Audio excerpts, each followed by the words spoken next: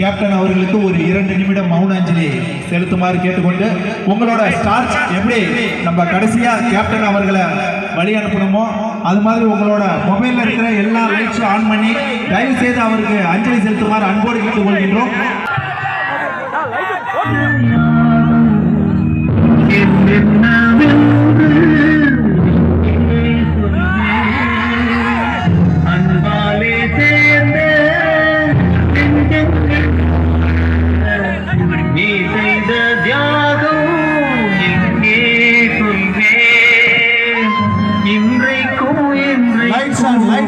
நீ எங்கள் நெஞ்சத்தில் அன்புக்கும் பண்புக்கும் நீ அந்த மன்னவன் காவிய நாயகனே தேசத்து காவலனே.